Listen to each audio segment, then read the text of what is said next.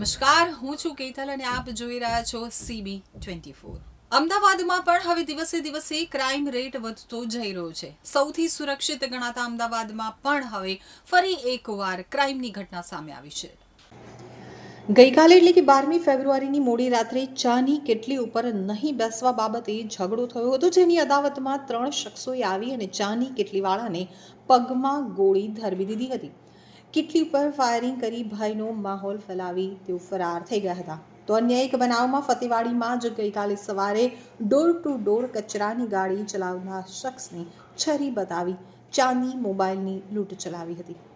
સમગ્ર મામલે જાણ થતાં સુપરવાઇઝર સ્થળ ઉપર પહોંચ્યા હતા, તો તેમને પણ આરોપીઓએ છરીના ઘા માર્યા હતા। ફતેવાડી વિસ્તારમાં મુદસર અહેમદ ખાન પઠાણ તેના પરિવાર સાથે રહે છે। તેઓને તેમના વિસ્તારમાં ચાની કેટલી આવેલી છે। મોડી રાત્રે 1:30 વાગ્યાની આસપાસ તેમની ચાની કેટલી ઉપર અરબાઝ તથા તેના 2 મિત્રો, જેના નામ સરનામાની ખબર નથી, તેઓ આવ્યા હતા।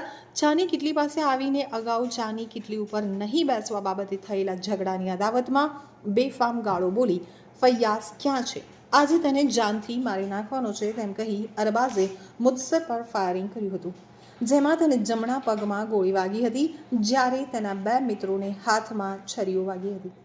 2 રાઉન્ડ ફાયરિંગ કર્યું હતું, જેમાં મુદસરના પગમાં ગોળી વાગી હતી, જ્યારે એક ગોળી ચાની કેટલી ઉપર ચલાવી હતી। તો અરબાઝના 2 મિત્રો પાસે છરી પણ હતી। બાદમાં આજુબાજુના માણસો ભેગા થઈ ગયા હતા અને અરબાઝ તથા તેના 2 મિત્રો ભાગી ગયા હતા। પગમાં ઈજા થતાં મુદસરની સારવાર અર્થે હોસ્પિટલમાં ખસેડાયો હતો। પોલીસને જાણ થતાં જ વેજલપુર પોલીસ પણ ઘટના સ્થળે પહોંચી હતી।